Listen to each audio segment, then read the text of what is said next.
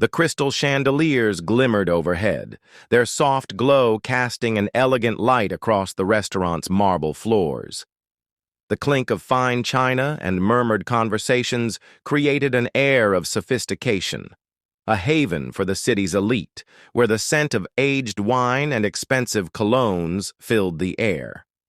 At a corner table, commanding attention even among the powerful, sat David Hawke. David was a man who needed no introduction, a tech mogul who had turned an obscure startup into a multi-billion-dollar empire. His name was synonymous with success and infamy. In his tailored suit, with a watch worth more than some people's homes, he radiated power. His deep blue eyes, cold and calculating, surveyed the room like a predator. Surrounding him were business associates, all laughing at his jokes and hanging on his every word, as though proximity to his wealth might make some of it rub off on them. Meanwhile, across the room, Jasmine Reed moved briskly between tables. Her uniform, a simple black dress and white apron, was spotless, but it couldn't hide the strain on her face. At just 24, she had already lived a lifetime of hardship. Her father's sudden illness had drained their savings, and her mother's frailty left Jasmine as the sole breadwinner. Each day was a struggle, and the weight of her responsibilities bore down on her, though she refused to let it show. As Jasmine approached David's table, her polite smile masked the exhaustion tugging at the corners of her mouth. She set down menus in front of the men, careful to maintain her composure, but David, with his sharp gaze, seemed to sense her vulnerability. "You're new," he said abruptly, his tone carrying no warmth, only curiosity laced with condescension. "Yes, sir," Jasmine replied, her voice steady but soft. "I've been here for a few weeks." David leaned back in his chair, studying her like she was a puzzle he didn't particularly care to solve. His lips curled into a faint, mocking smile. "I thought so. Look about you."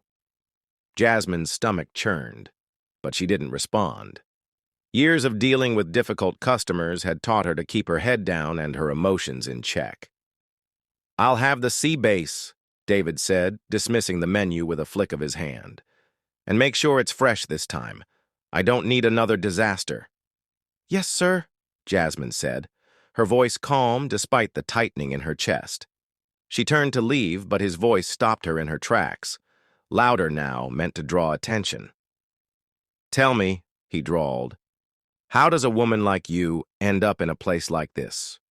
You seem out of your depth." Laughter rippled through the table, and Jasmine felt her cheeks burn. She clenched her fists, willing herself to keep walking, but the humiliation stung more than she cared to admit. In the kitchen, Jasmine leaned against the counter, her breathing uneven.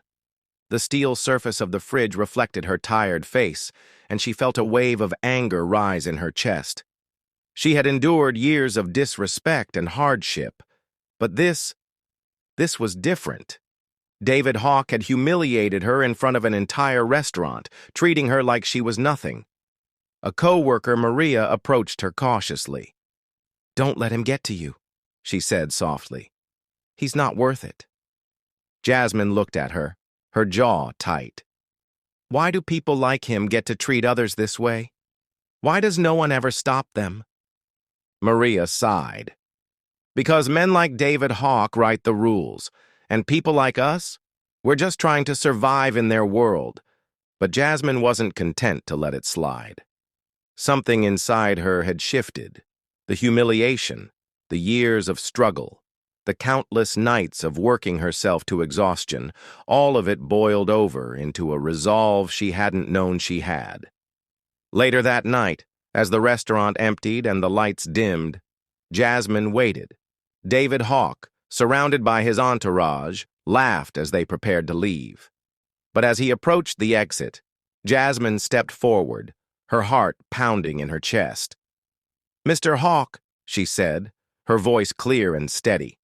He turned, surprised that she would dare address him directly. "Yes?" Jasmine met his gaze, unflinching. I need you to know that what you did tonight wasn't just rude, it was unacceptable. People like you think your money gives you the right to treat others like dirt. But it doesn't.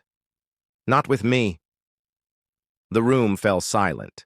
His associates exchanged awkward glances, clearly unsure how to react. David smirked, his voice dripping with condescension. And what exactly do you plan to do about it? Jasmine's expression didn't waver. I don't need to do anything. People like you eventually destroy themselves. But just know this. You'll remember me. And one day, you'll regret what you've done. Not just to me, but to everyone you've stepped on to get to where you are.